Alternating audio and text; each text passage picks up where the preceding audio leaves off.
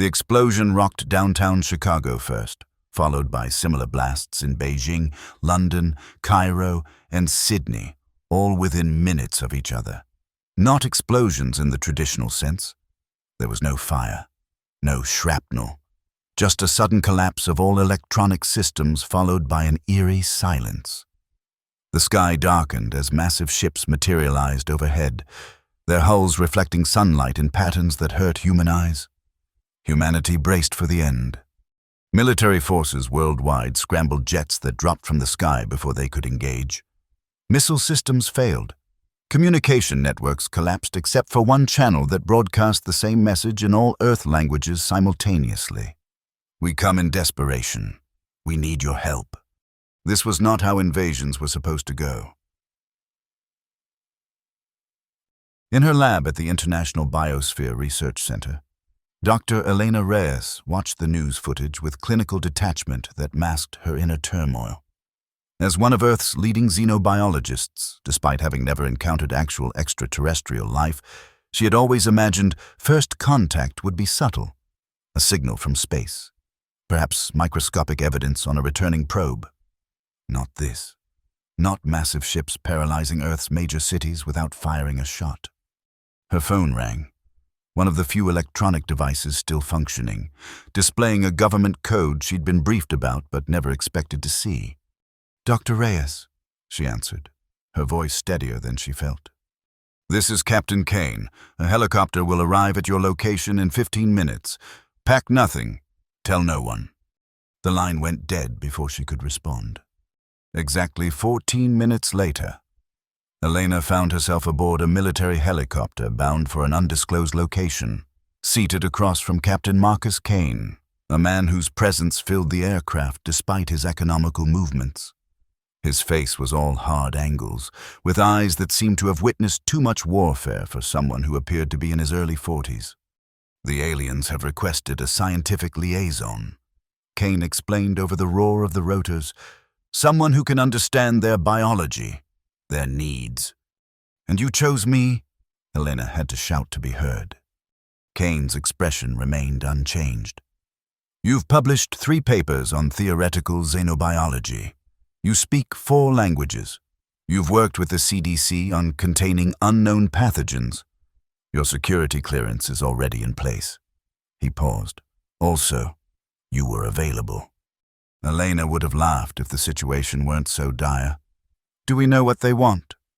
"They say their star is dying," Kane replied, the skepticism evident in his tone. "They're asking for our help to save it."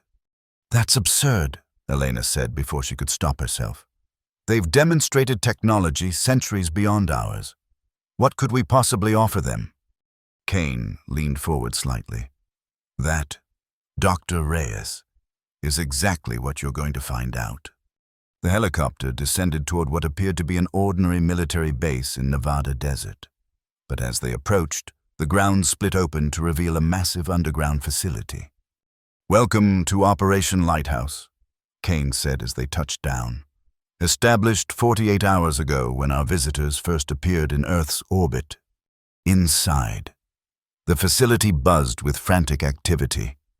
Military personnel and scientists moved with purpose through corridors lined with hastily installed equipment. Screens displayed the alien vessels hovering over major cities worldwide, while others showed data streams Elena couldn't begin to interpret. Kane led her to a circular room with a table at its center. Around it sat representatives from various world governments, military leaders, and scientists, all wearing expressions of controlled fear. "The aliens have requested a meeting." A woman Elena recognized as the UN Secretary General explained, "They've agreed to send one representative to this facility. You, Dr. Reyes, will be our primary scientific liaison." "Why me?" Elena asked again, more forcefully this time. "Because we need someone who can think beyond our existing paradigms," the Secretary General replied. "Someone who won't be blinded by fear or overconfidence." Before Elena could respond, an alarm sounded. A voice over the intercom announced, "Incoming transport. Unknown configuration. Appears to be unarmed." Kane gestured for Elena to follow him to yet another room, this one with reinforced walls and what appeared to be energy-dampening technology hastily installed around a central platform. "They're teleporting their representative directly here," Kane explained, his hand resting on his sidearm. "We've established what safeguards we could, but, He didn't need to finish the sentence. They were operating entirely on the aliens' terms. A low hum filled the room, building to a pitch that made Elena's teeth ache. Light coalesced on the platform, shifting through colors she couldn't name before settling into a form. The alien stood nearly 7 feet tall, humanoid but clearly not human. Its skin shimmered with an iridescence that seemed to shift between blue and green. Multiple eyes, Elena counted 6, arranged in a pattern around its elongated head, blinked independently. It wore what appeared to be a form-fitting suit that pulsed occasionally with internal light. "I am Zarlek," the alien said, its voice surprisingly melodious, despite coming from what appeared to be breathing slits rather than a mouth. "I speak for the Virelian consensus." Elena felt Kane tense beside her, but he maintained his composure. "I am Captain Marcus Kane, United Earth Defense Force. This is Dr. Elena Reyes, our xenobiological expert." Zarlek's upper eyes blinked in sequence. "Dr. Elena Reyes, your work on theoretical cross-species communication protocols was impressive, given your limited frame of reference." Elena faltered, shocked that this being had read her work. "You've studied us." "For decades," Zarlek confirmed. "We had hoped not to reveal ourselves until your species achieved unified governance. But our need has become too great." "Your star is dying," Elena said, recalling Kane's briefing. All 6 of Zarlek's eyes focused on her at once, an unsettling experience. "Yes, our home system's star has entered an unexpected phase of instability. We have perhaps one of your Earth years before catastrophic failure." "And you need our help?"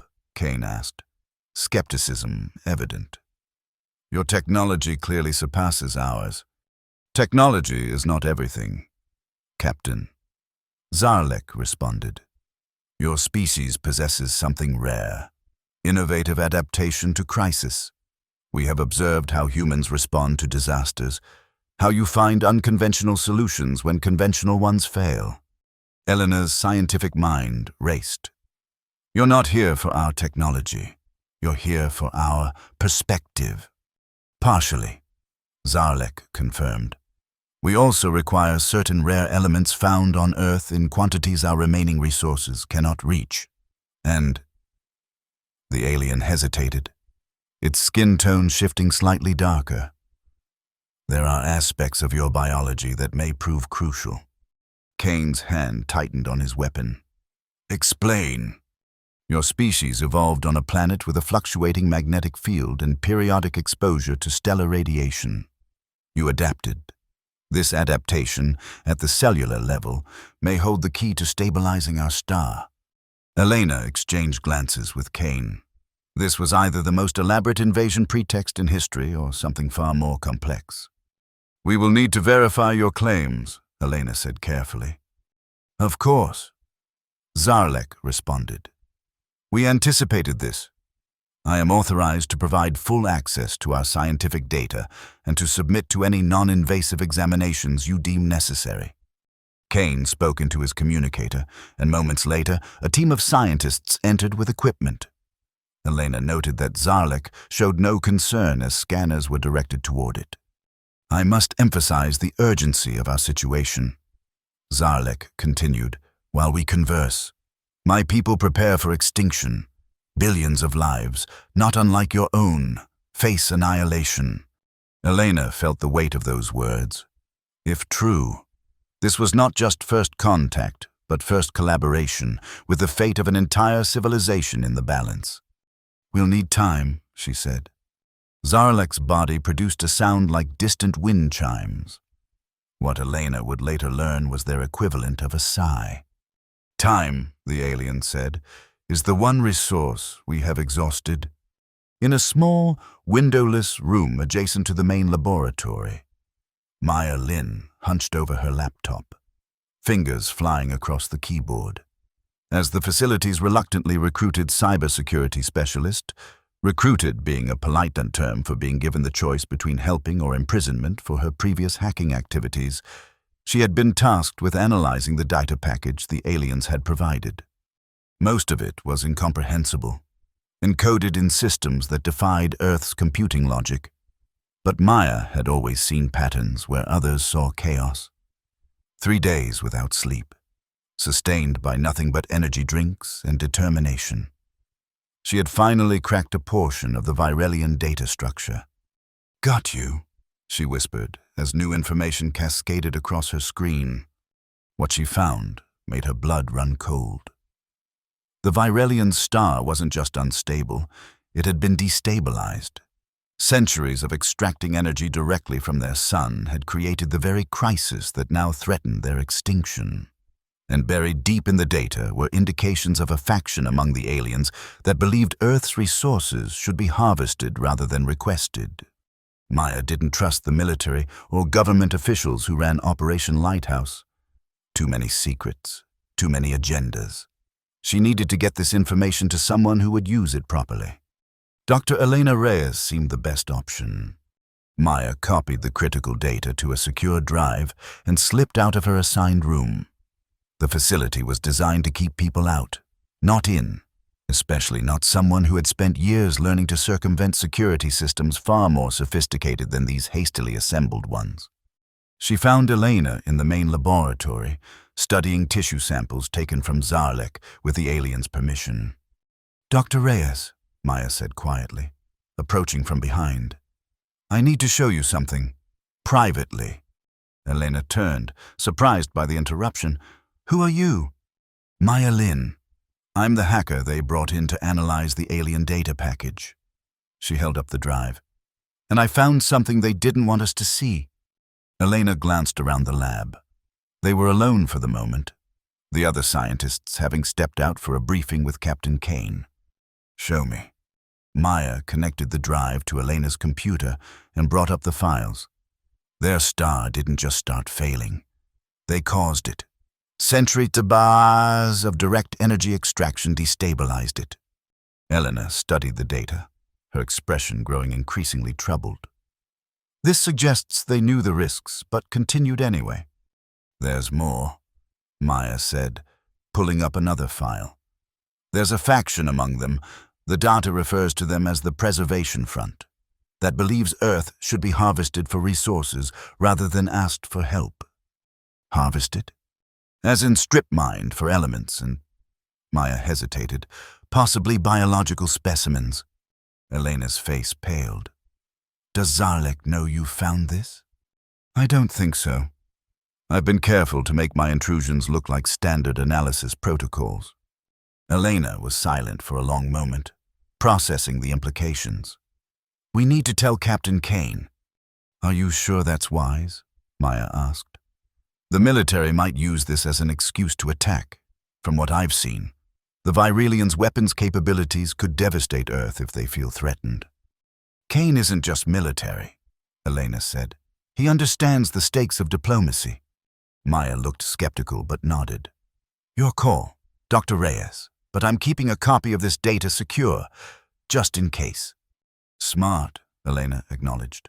"Now, let's find Kane before—" The facility's alarms blared to life, cutting her off. Red emergency lights began to pulse throughout the lab. "What's happening?" Maya asked, quickly disconnecting her drive. The lab door slid open as Captain Kane entered, his expression grim. "We've got a situation. One of the alien ships just fired on a military installation in Russia. They're claiming it was provoked, but global tensions are escalating fast." "It's starting," Maya said quietly. Elena met Kane's eyes. "Captain, we need to talk. Now. About what the Virelians aren't telling us." The emergency UN session convened in a fortified bunker beneath Geneva was the most tense diplomatic gathering in human history. Representatives from every nation sat beneath the harsh glare of emergency lighting, their faces drawn with fear and exhaustion. On a large screen at the front of the room, Zarlek addressed the assembly from Operation Lighthouse. The incident in Russia was unauthorized, the alien insisted, its skin fluctuating between colors that Elena had come to recognize as indicators of distress. A rogue commander acted without consensus approval. A convenient excuse? The Russian ambassador responded coldly. One ship acts alone? We find that difficult to believe. Elena stepped forward, aware of the risk she was taking. With respect, Ambassador, we have evidence suggesting division among the Virelian leadership. All eyes turned to her. Captain Kane, standing at the back of the room, gave her a slight nod of encouragement. The data provided by the Virelians contains indications of an internal political struggle. Elena continued.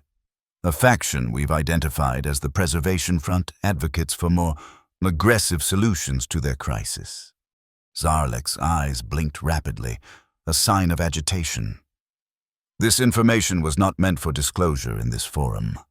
Dr. Reyes, transparency is essential for trust, Elena replied firmly. Especially now. The Secretary General leaned forward.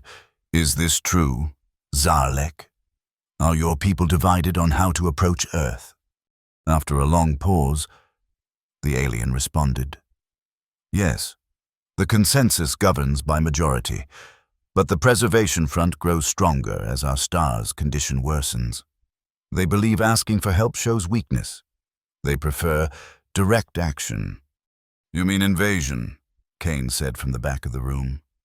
A contested approach, Zarlek replied carefully. One eye and the consensus oppose. The room erupted in multiple conversations until the Secretary General called for order. We need guarantees. Zarlek, your ships have disabled our defenses worldwide. Your technology far exceeds ours. What assurance do we have that this Preservation Front won't prevail? You have me, Zarlek said simply. I am here, vulnerable to your weapons, as a demonstration of our commitment to peaceful cooperation. Elena exchanged glances with Kane. It was true, Zarlek had placed itself in human hands as a gesture of good faith. Perhaps, the Chinese representative said, we should focus on the practical matter. What exactly do the Virelians require from Earth? Zarlek's color stabilized somewhat. 3 things. First, certain rare elements found in Earth's crust, particularly in your deep ocean beds. Second, access to your planet's magnetic field research. And third, biological samples from various Earth species, including humans, that evolved under conditions similar to our star's current state.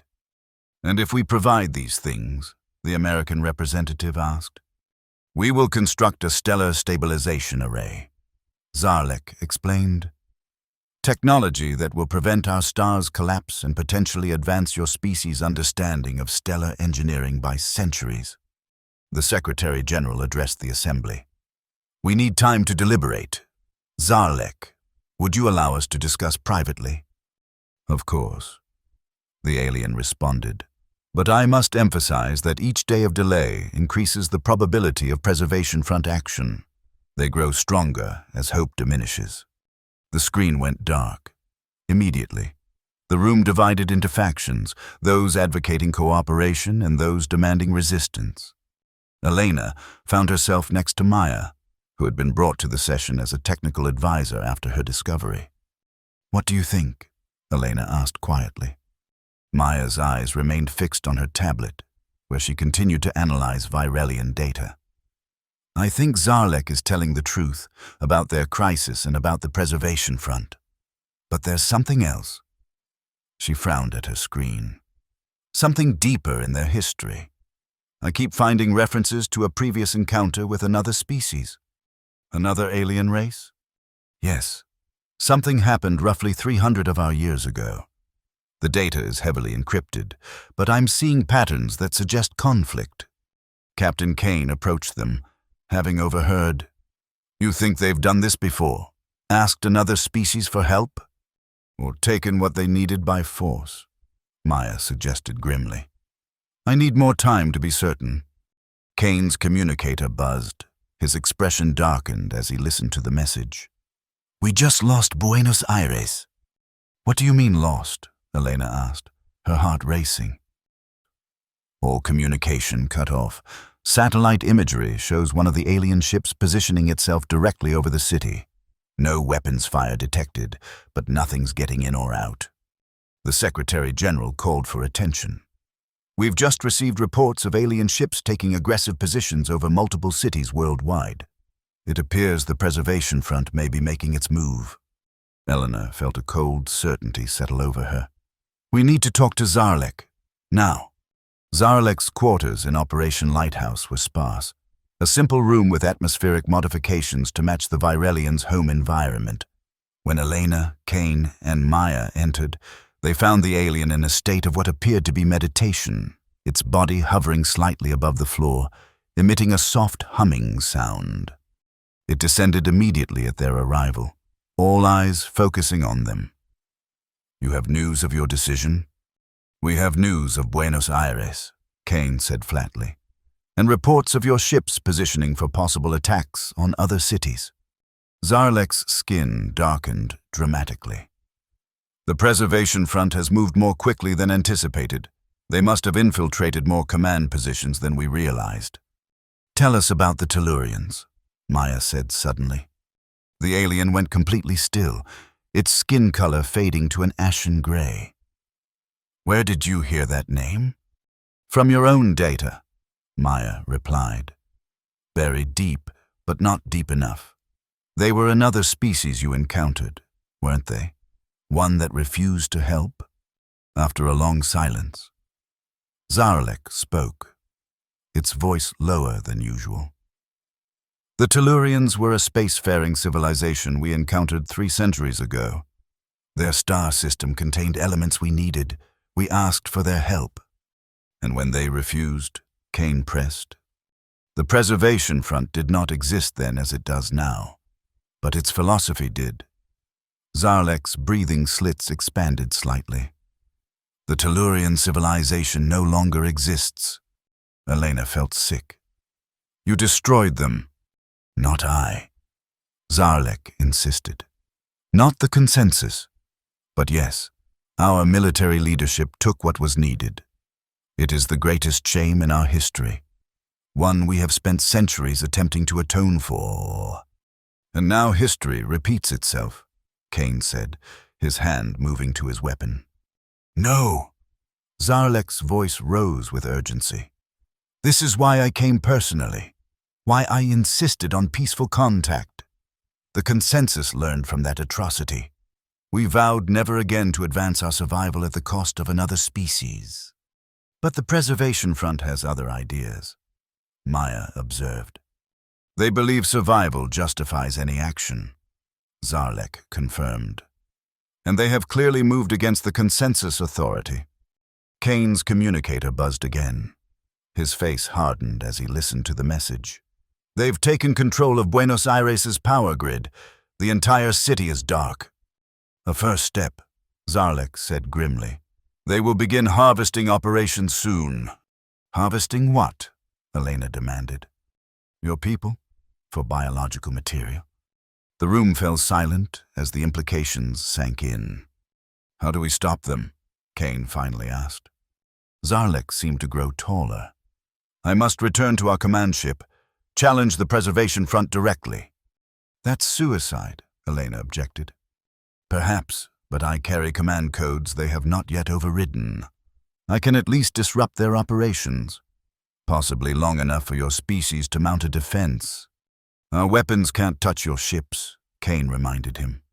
No, Zarlek agreed, but I can provide specifications that may allow you to adapt your technology. Maya stepped forward. I have a better idea. The Preservation Front is operating on your communication protocols. Yes? Your data structures? Correct. Then I can help, she said with quiet confidence. I've been mapping your systems for days, with direct access to your command ship. I could potentially introduce corrupted command sequences, essentially a virus that would temporarily disable their control systems. Zarlek's eyes blinked in what Elena had come to recognize as surprise. "You've decoded our command protocols? Impossible." Maya allowed herself a small smile. "Nothing's impossible if you see the right patterns." "It would be extremely dangerous," Zarlek cautioned. "The command ship is now under preservation front control." "I'll go with Maya," Kane said, surprising everyone, including himself. "Military escort." Elena found herself speaking before she had fully formed the thought. "I'm coming too. You'll need someone who understands Virelian biology if we encounter resistance." Zarlek studied the three humans for a long moment. "Your courage honors your species. But you should understand, if we fail, your planet will likely suffer the fate of the Tellurians." "Then we won't fail," Kane said with grim determination. "How exactly do we get to your command ship?" Elena asked. "The same way I came here," Zarlek replied. "Matter transference?" Maya paled slightly but maintained her composure. "You're talking about teleportation." "A crude term, but essentially correct." Kane checked his weapon. "How soon can we leave?" "Immediately," Zarlek said. "But first, I must warn you, the process is not perfectly adapted to human physiology. You may experience discomfort." Elena thought that was likely an understatement, but she nodded anyway. "We understand the risks." "Very well." Zarlek produced a small device from within its suit. "This will signal my loyal crew members to prepare for our arrival. Once we materialize on the command ship, we will have perhaps minutes before the preservation front detects our presence." "What's our plan once we're aboard?" Kane asked. "Maya will access the central command node to disrupt their systems. Dr. Reyes will help me access the Biological Research Center, where we can transmit the true data about Earth's compatibility with our needs, data that will strengthen the consensus's position. Captain Kane will provide security." "And after that?" Elena asked. Zarlek's skin rippled with colors that suggested uncertainty. "We attempt to return here. If successful, we will have given your world time to prepare and my people reason to reconsider." None of them mentioned the obvious alternative outcome. "Gather close," Zarlek instructed, activating the device, "and prepare yourselves." The last thing Elena saw before the world dissolved around her was Captain Kane reaching out to steady Maya as the younger woman swayed slightly. Then came pain unlike anything she had ever experienced, as though every cell in her body was being pulled apart and reassembled incorrectly. She tried to scream, but had no mouth, no lungs, no body with which to express the agony. And then, suddenly, she did. Elena collapsed to her knees on a smooth, metallic floor, gasping for breath. Beside her, Kane was already on his feet, weapon drawn, while Maya leaned against a translucent wall, her face ashen but determined. Zarlek stood calmly, seemingly unaffected by the transport. "The discomfort passes quickly," the alien assured them. "You call that discomfort?" Maya muttered, straightening up with effort. Elena took in their surroundings. They appeared to be in a small chamber with walls that shifted colors subtly, like oil on water. There were no visible doors or controls. "Where are we exactly?" she asked. "A secure arrival chamber," Zarlek explained. "One of few not monitored by Central Command. We must move quickly." The wall before them seemed to dissolve, revealing a corridor that curved gently upward. Zarlek led them forward, moving with a fluid grace that reminded Elena they were dealing with a being evolved in a different gravity environment. "The command center is 3 levels above," Zarlek explained quietly as they moved. "The biological research facility is adjacent to it." "How many of your people are aboard?" Kane asked, scanning their surroundings with professional assessment. "Approximately 200, perhaps half loyal to the consensus, though many will follow whoever appears to have control." "Practical," Maya observed. "Survival often demands pragmatism," Zarlek replied without judgment. They encountered no one as they moved through the ship's strangely organic corridors. Elena noticed that the lighting seemed to respond to their presence, brightening slightly as they approached and dimming after they passed. "The ship is partially biological," Zarlek explained, noticing her interest. "It adapts to those within it." "It's alive?" Elena asked, fascinated despite their circumstances. "In a limited sense, more symbiotic than truly sentient." Their conversation ended abruptly as they rounded a corner and came face to face with two Virelians. Unlike Zarlek, these wore what appeared to be armor, fitted exoskeletons that enhanced their already impressive height. Words in a liquid-sounding language passed between Zarlek and the guards. Tension filled the air. Kane's grip tightened on his weapon. One of the guards responded, its tone sharp. The other reached for what Elena assumed was a weapon. Zarlek moved with surprising speed, striking the reaching guard with precision. Kane fired his weapon at the second guard, the shot making an oddly muffled sound as it struck the alien's armor with little apparent effect. Before Kane could fire again, Maya lunged forward with a small device in hand, a modified taser she had apparently brought with her. She pressed it against the alien's exposed neck, sending it into convulsions before it collapsed. "Quick thinking," Kane acknowledged. "I believe in backup plans," Maya replied, retrieving her device. Zarlek was already dragging the unconscious guards into a recessed area of the corridor. "They will be missed soon. We must hurry." They continued upward, moving faster now. Elena felt adrenaline coursing through her system, sharpening her senses. The ship hummed around them, the sound almost subliminal. "Here," Zarlek said finally, pausing before what appeared to be a solid wall. "The command center lies beyond. Maya, are you prepared?" The young hacker nodded, pulling a compact device from her pocket, a specialized interface she had prepared based on her analysis of Virelian technology. "Ready?" "Dr. Reyes, the biological facility is through that passage." Zarlek indicated a narrow corridor branching off to their right. "We will find what we need there." "I'll cover both positions," Kane said, taking up a position where he could observe both entrances. Zarlek placed its hand against the wall, which responded by revealing a complex pattern of light. The wall disappeared, showing a large, circular room filled with Virelians working at stations comprised of light and energy rather than physical controls. The aliens looked up in surprise as Zarlek entered with Maya close behind. Words were exchanged, some sharp, others deferential.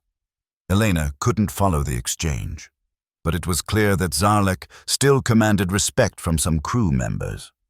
With a gesture to Elena, Zarlek indicated they should proceed to the biological facility. Kane nodded, signaling he would remain to guard Maya. The Biological Research Center was unlike any laboratory Elena had seen. Transparent containers held what appeared to be living tissue samples from countless species. Energy fields suspended liquids in midair without containment. Screens displayed data and formations that seemed to move in 3 dimensions. "What exactly are we looking for?" Elena asked, as Zarlek moved purposefully through the facility. "This," the alien replied, approaching a central console. "The Preservation Front has distorted our compatibility analysis to suggest Earth's resources, including its people, are essential to our survival. The truth is more complex." Zarlek's fingers danced across the console, bringing up displays that Elena struggled to interpret. "Your species and ours share certain adaptive qualities, but the Preservation Front has exaggerated the necessity of harvesting humans. Their real goal is resource acquisition. Your planet is rich in elements we have depleted. So you don't need us biologically?" "Not in the way they claim.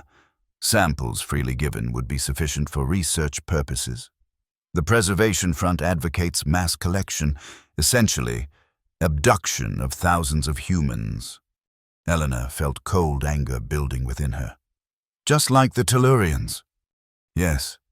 A path I joined the consensus to prevent us from walking again."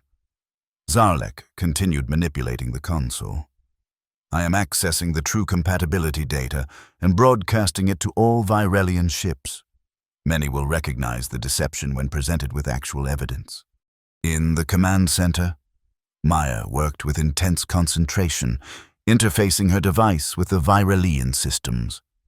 The aliens around her had divided into two groups, those apparently loyal to Zarlek, who were assisting her, and those who stood back, their postures suggesting suspicion or hostility. Kane remained at the entrance, his weapon ready but not raised, a precarious balance between threat and restraint. "Almost there," Maya muttered, more to herself than anyone else. Her fingers flew across her device as she implemented the virus she had created to disrupt the Preservation Front's command protocols. Just need to bypass their final security layer. A commotion from one side of the room drew Kane's attention. One of the aliens was communicating urgently via some kind of personal device. Its skin had darkened to a deep purple, a warning sign based on what Kane had observed of Virelian emotional indicators. "Maya," he said quietly, "we may have trouble." "Almost done," she replied without looking up. 10 more seconds." The alien abruptly moved toward one of the light-based control stations. Kane raised his weapon, but hesitated. Shooting might cause more problems than it solved in this delicate situation. One of Zarlek's loyalists intercepted the purple-skinned alien, initiating what appeared to be a physical struggle. Other Virelians began to take sides, the room descending into chaos. "Done," Maya announced triumphantly. Her device emitted a pulse that rippled through the light-based systems, causing them to flicker and distort. Throughout the ship, alarms began to sound, a high, oscillating tone that seemed to pierce directly into the human brain. The lighting shifted to a deep red. "Time to go," Kane said, grabbing Maya's arm and pulling her toward the exit. In the biological facility, Elena and Zarlek heard the alarms with dismay. "The Preservation Front has discovered our presence," Zarlek said, still working at the console. "But the data transmission is complete. Now we must return to the transport chamber." A thunderous sound reverberated through the ship, causing the floor beneath them to vibrate. "What was that?" Elena asked. "Weapons fire," Zarlek replied grimly. "It appears conflict has begun both inside and outside the ship." They rushed back to the corridor where Kane and Maya were waiting. Kane had a minor injury, a burn along his left arm where some kind of energy weapon had grazed him. "Your virus worked," he told Maya. "Their systems are in chaos, but they've figured out what's happening. Ships are firing on each other in orbit." "Virelian fighting Virelian," Zarlek said, its voice heavy with what Elena interpreted as sorrow. "The consensus versus the Preservation Front. We must return to Earth immediately to prevent further escalation." They retraced their path toward the transport chamber, moving as quickly as possible through corridors now filled with the sounds of conflict. Twice they had to hide as armed Virelians passed by, clearly searching for intruders. "Almost there," Zarlek assured them as they descended to the level containing the transport chamber. They rounded the final corner and found themselves face to face with 3 Virelians in full battle armor. Unlike the guards they had encountered earlier, these carried what were unmistakably weapons, devices that hummed with barely contained energy. The central figure stepped forward. It was taller than Zarlek, its skin a deep, unvarying purple. When it spoke, the translation device Zarlek had provided them rendered its words in a flat, mechanical tone. "Betrayer of your own kind, you would sacrifice our survival for these primitive beings." "Vexlor," Zarlek replied. "The Preservation Front distorts our purpose. We are explorers and scholars, not conquerors. We are survivors." Vexlor responded coldly. "As we were with the Tellurians, as we will be with Earth." "The Tellurians were a mistake that haunts our history," Zarlek countered. "One the consensus vowed never to repeat. The consensus grows weak with age and sentiment. Vexlor raised its weapon. Your human allies have disrupted our systems temporarily, but the harvesting has already begun in the southern continent. Soon, Earth will provide what we need to survive. Kane moved with military precision, pushing Maya behind him while raising his weapon.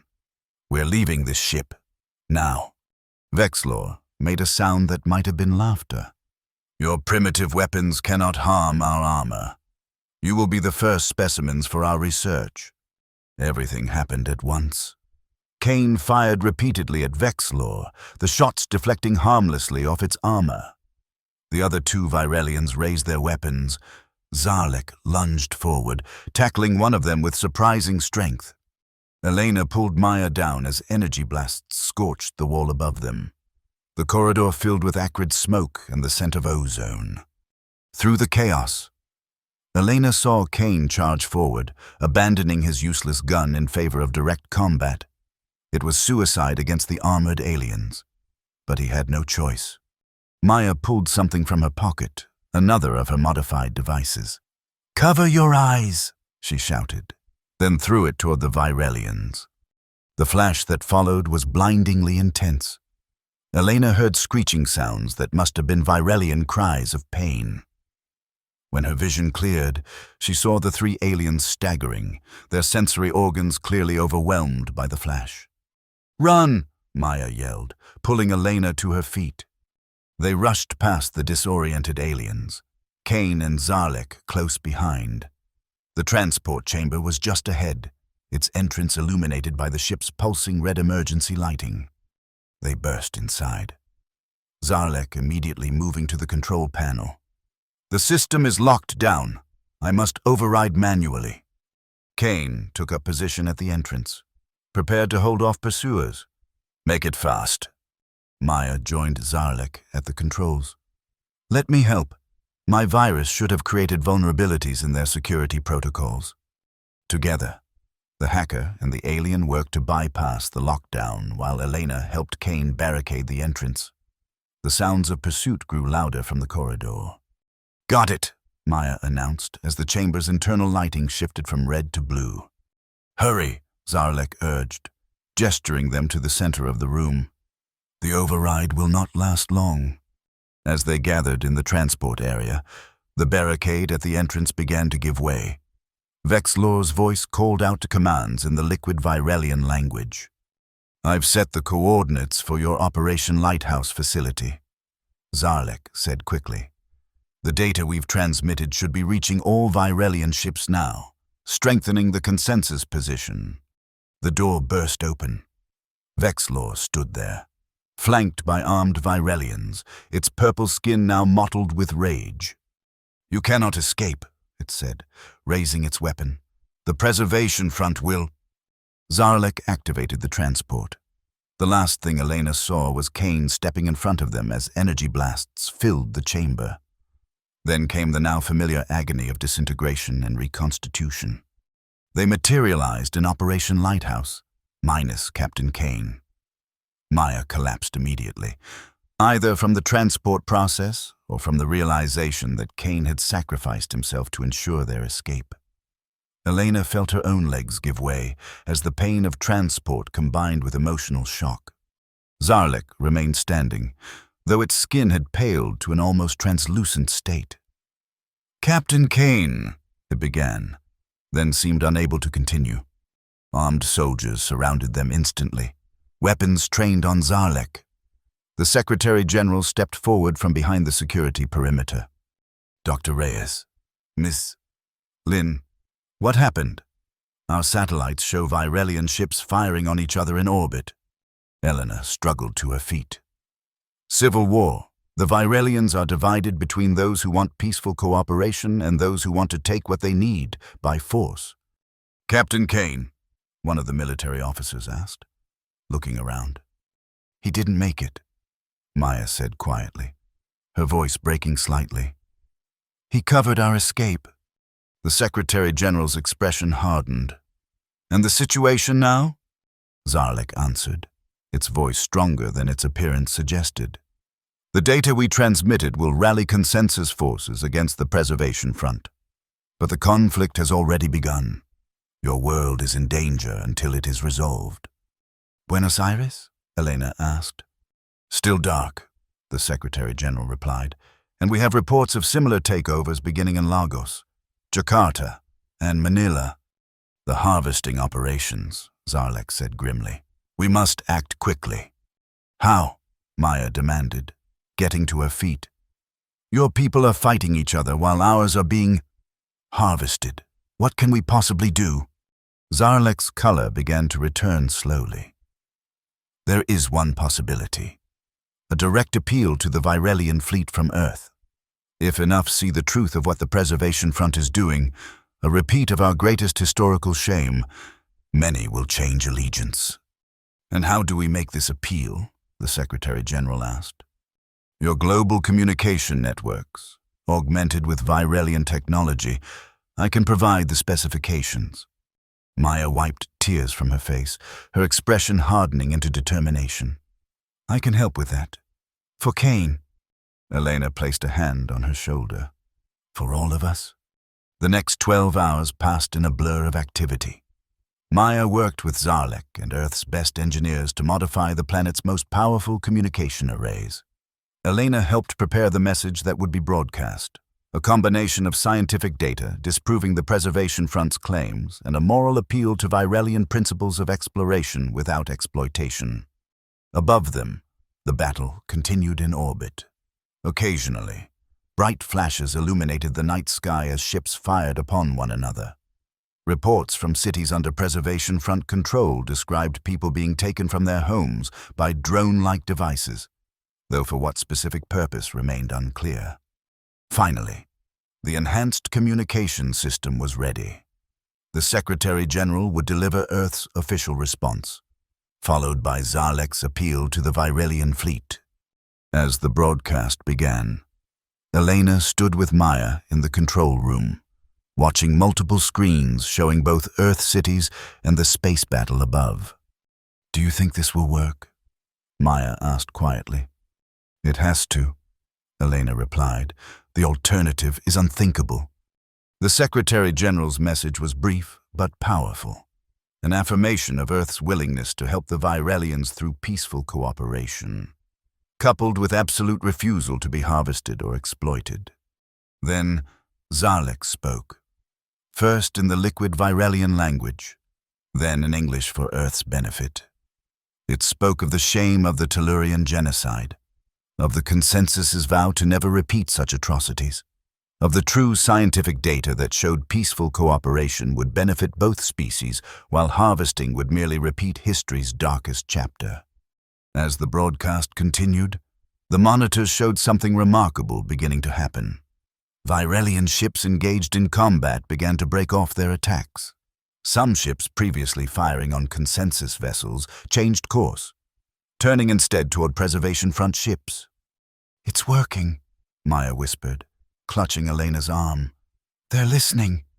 In cities under Preservation Front control, the drone-like harvesting devices suddenly deactivated, dropping harmlessly to the ground. Lights began to return as power systems came back online. The largest Virelian vessel, the one that had been positioned over New York, moved higher in orbit, then broadcast a message of its own. A different Virelian appeared on the screens, older than Zarlek, with skin that shifted between deep blue and green. People of Earth. The translation began. I am Kelmar, High Consensus Leader. What you have witnessed was an attempted coup by a faction that wished to repeat our greatest historical shame. Thanks to your courage and the loyalty of true Virelians, they have failed. We extend our deepest apologies for the fear and harm caused. The alien paused, its skin rippling with colors that suggested complex emotions. Those responsible will face judgment according to our laws. All harvesting operations have ceased. All taken specimens will be returned unharmed. Another pause.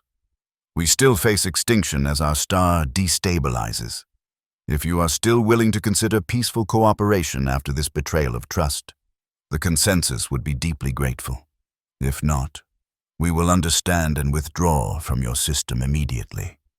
The broadcast ended. All eyes in the control room turned to the Secretary General, who looked to Elena. "Dr. Reyes, your assessment?" Elena took a deep breath. "The consensus appears to have regained control, based on everything we've learned.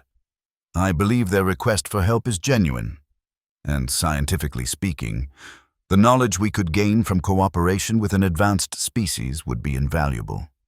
"Mrs. Lin?" Maya looked surprised to be consulted, but responded with characteristic directness. "Their technology is centuries beyond ours. Working with them could advance Earth's development dramatically. And," she glanced at Zarlek, "I think we've seen that there are good and bad individuals in any species." The Secretary General nodded thoughtfully, then turned to Zarlek. "We lost good people today, Captain Kane among them. His sacrifice will be honored among my people," Zarlek said solemnly, "as will all who suffered." After a long moment, the Secretary General made her decision. "Tell High Consensus Leader Kelmar that Earth is willing to continue discussions on peaceful cooperation with appropriate safeguards in place." 3 months later, Elena stood on the observation deck of the newly constructed Stellar Science Outpost, watching as human and Virelian scientists worked side by side. The massive structure orbited Earth at a distance that gave her a breathtaking view of her home planet, blue and white and perfect against the blackness of space. Maya joined her at the viewport, her official badge identifying her as Earth Virelian Technology Liaison. "Still hard to believe sometimes," Maya said, gesturing toward the integrated teams below them. "That we're working with aliens to save their star system?" Elena asked with a small smile. "That and everything else.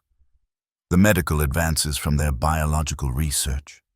The propulsion technology they've shared. The fact that I'm actually in space."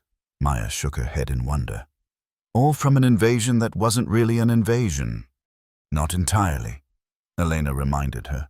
"People died. Cities were traumatized." "I know," Maya said softly. "I think about Kane every day." They stood in silence for a moment, remembering. A memorial for those lost during what was now called the Consensus Crisis had been established in every major city on Earth. Captain Marcus Kane's name headed every list. Zarlek approached, now wearing the formal attire of a Consensus ambassador. "Dr. Reyes, Maya, the Stellar Stabilization Array has passed its final simulation tests. Construction will begin next week." "And your star?" Elena asked. "The degradation has slowed due to preliminary interventions. The full array should complete the stabilization process within 1 Earth year." Maya nodded toward a group of younger Virelians working alongside human engineers. "I notice more of your people arriving each month." "Yes," Zarlek confirmed. "Many are scholars and scientists eager to learn from humans. Your adaptability continues to fascinate my species." "And the preservation front?" Elena asked. Zarlek's skin darkened slightly. "Disbanded. Its leaders face judgment for their crimes against both our peoples, but their ideology." The alien made a gesture Elena had come to recognize as similar to a human shrug. "Ideas never truly die. We must remain vigilant." "As must we," Elena agreed. "Power and technological advantage have a way of corrupting any species' good intentions. Which is why the exchange must be mutual," Zarlek said. "Not merely Virelian technology for Earth resources, but a true sharing of perspectives." The alien's eyes blinked in sequence, now recognizable to Elena as their expression of hope. "The Tellurians might still exist had we approached them as equals rather than resources." Maya turned her gaze back to Earth, visible through the viewport. "So what happens after your star is stabilized? Will the Virelians just leave?" "Some will," Zarlek acknowledged. "But the Consensus has proposed a permanent scientific and cultural exchange. If your leaders agree, first contact becoming first collaboration," Elena mused. not how any of us expected it to happen. The best growth often comes from unexpected challenges, Zarlik observed. Both our peoples have learned this lesson. As they stood together, human and alien, watching Earth rotate slowly beneath them. Elena reflected on the strange journey that had brought them here. What had begun as an invasion had transformed into something none of them could have predicted. The first steps toward a genuinely collaborative future between two very different species. Somewhere out there, other stars were failing. Other civilizations faced extinction. Perhaps, Elena thought, the true measure of advancement wasn't technological prowess or military might, but the capacity to reach across differences and find common ground, even with those who initially appeared as invaders. The universe, it seemed, had much to teach them all.